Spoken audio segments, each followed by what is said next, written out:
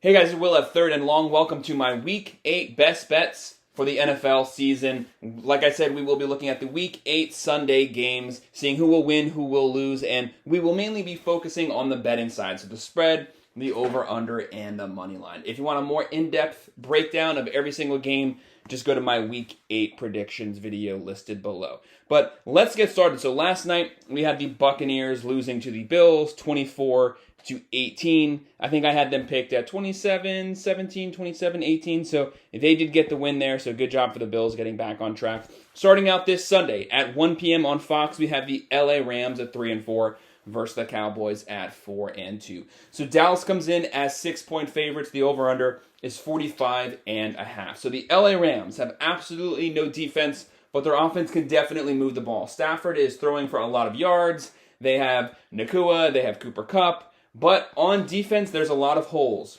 It's the complete opposite for the Cowboys. So they have a top 3 defense right now, but their offense is just serviceable at this point because they're not asking much from Dak Prescott. But they do have weapons also. They do have CeeDee Lamb. They do have Pollard. So look for the Cowboys to get the win here, mainly relying on their defense, and their offense will get the first downs when needed. They win 27-20. They will cover, and I'm going with the over.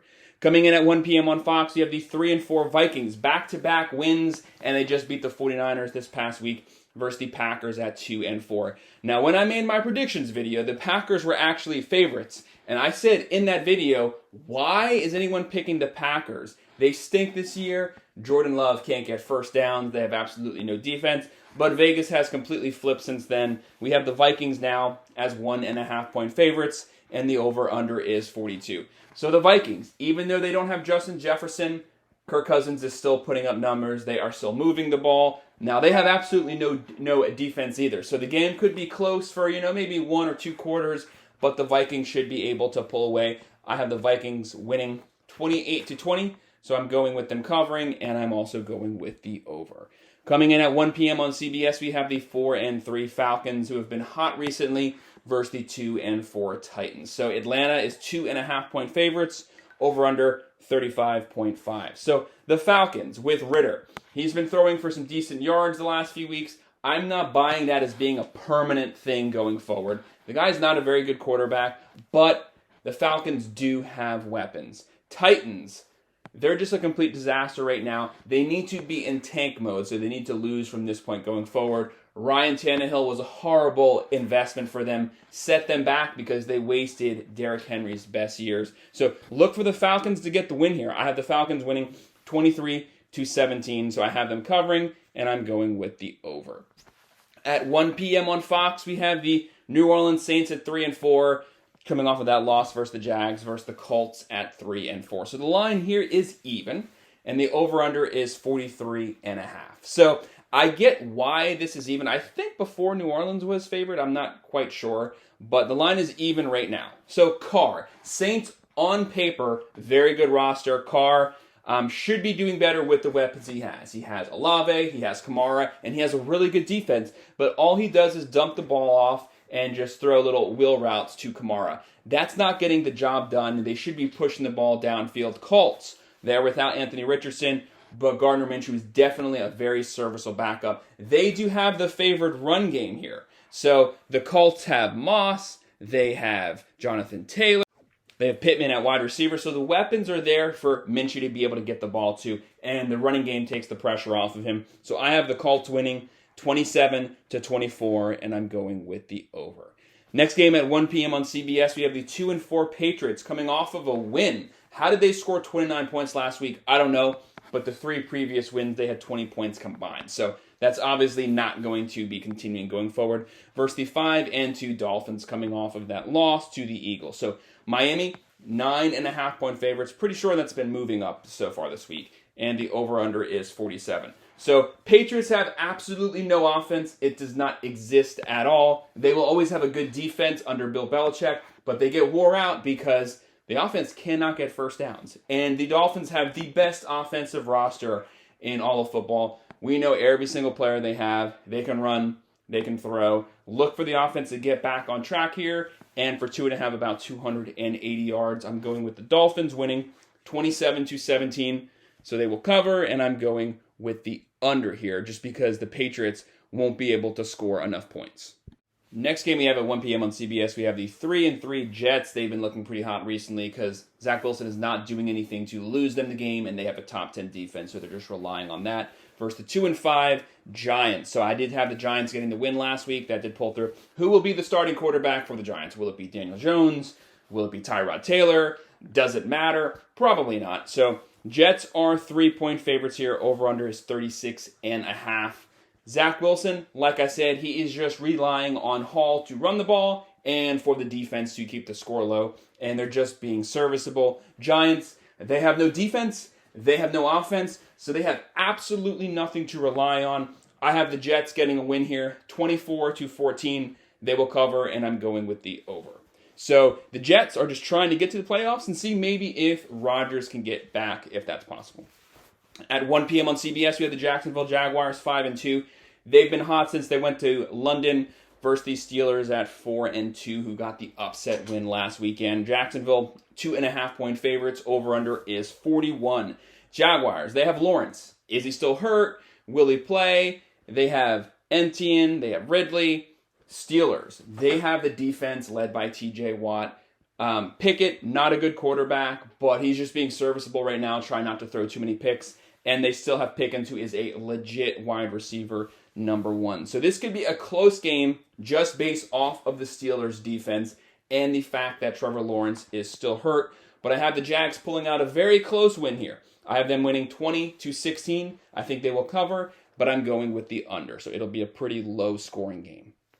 At 1 p.m. on Fox, we have the Eagles at 6-1, coming off of that win versus Miami, versus the Commanders at 3-4, coming off of that loss like I predicted last week. So the Eagles obviously have one of the better offensive rosters in football. Hurts, Swift, Brown, Smith, lots of weapons, and the best offensive line. They don't have the best defense, but it's serviceable. And then the Commanders, they have no defense, and their offense performs really good, and then it doesn't the next game. So which one will it be this weekend? So the Eagles are 7-point favorites, over under 43.5. So with the Commanders, Hal is going to be under a lot of pressure. He's one of the more sacked quarterbacks in football. Look for that to continue this week. And the Eagles are hot right now since their upset win. So I have the Eagles cruising to a win, 28-17. I think they will cover, and I'm going with the over. At 1 p.m. on Fox, we have the Texans at 3-3 versus the Panthers at 0-6. Houston is 3-point favorites, over under 43.5. This is a battle of the first-round quarterbacks, the number 1 and the number 2 picks. So for Stroud, he's finally thrown his first pick, but he's having Rookie of the Year numbers, doing really good so far. Bryce Young has been banged up a lot. He doesn't have the weapons, though, that the Texans have. Panthers, they are winless. They will get their first win at some point, so this won't continue. I just don't think that they're going to get that win this week because the Texans are the better team. They have Stroud, Pierce, Collins, too many weapons, so look for the Texans to get the win here. 24-20. I think the Panthers will get a garbage time touchdown and make it closer. So 24-20, they will cover, and I'm going with them coming in right at the 44. At 4:05 on Fox, we have the Browns at 4-2 versus the Seahawks at 4-2.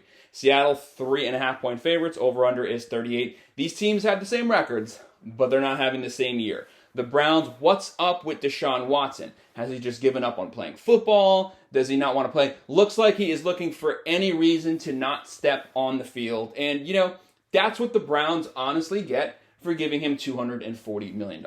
A quarterback with a lot of off-the-field problems who doesn't look like he wants anything to do with football, and there's no way for them to get out from that contract. Seattle has a very serviceable offense, and they have a good defense. They do not make a lot of mistakes at all. So this is a well-rounded, legitimate team. They have Smith, Walker, Metcalf, and the Browns really just have their good defense, and they never know who their starting quarterback will be.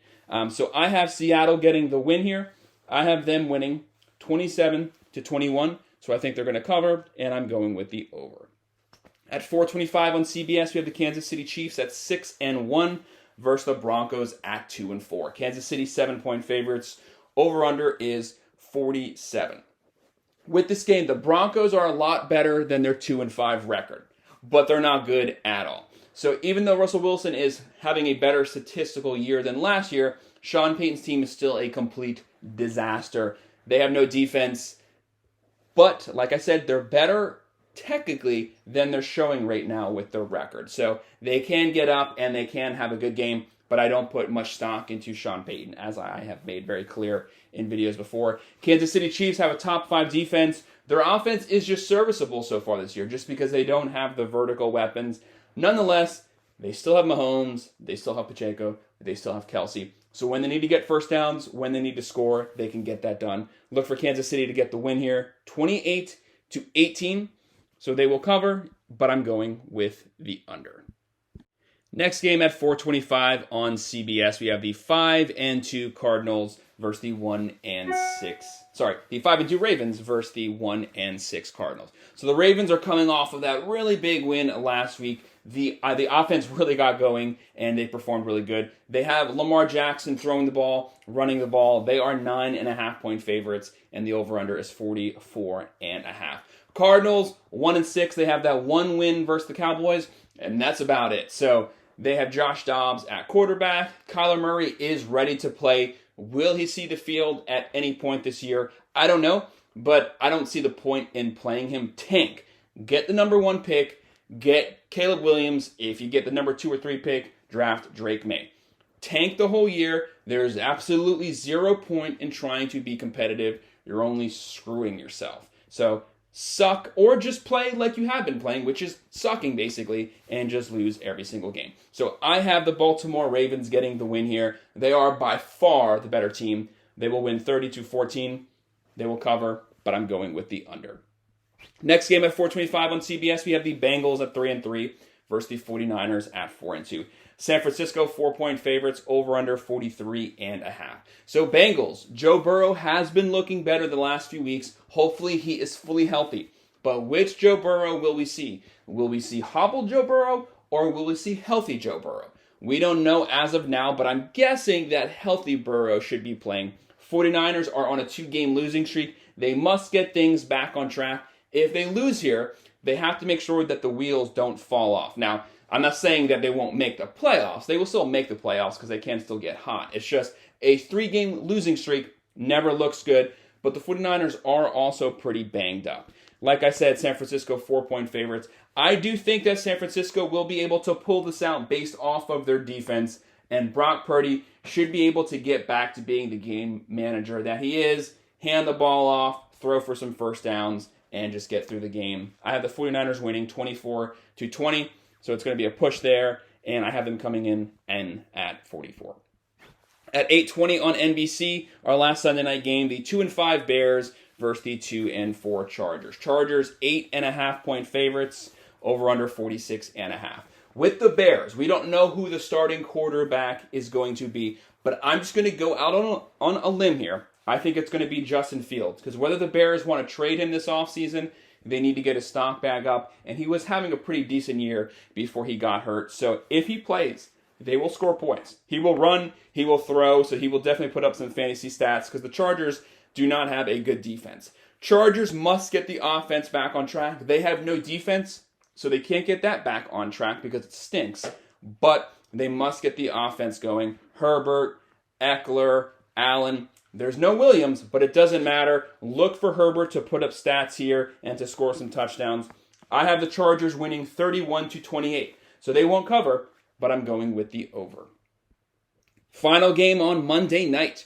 The 3-4 Raiders versus the 5-2 Lions. So Detroit, 8-point favorites, over under 46. Detroit is coming off of that loss, but they still have a top 10 defense, top 10 offense. This is one of the best, most rounded teams in the NFL. Raiders, they don't have anything going on. Josh McDaniels will probably get canned after this year. They really have no quarterback playing. Jimmy G is always hurt.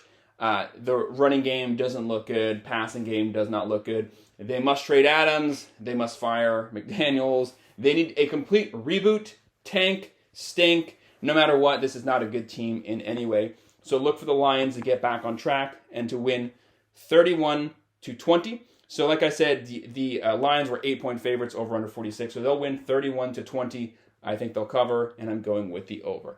There was a lot more not covers previously, but Vegas has changed a lot of these spreads here. But that's my breakdown of the Sunday best bets for Week 8. Hit that like button and subscribe. Thanks.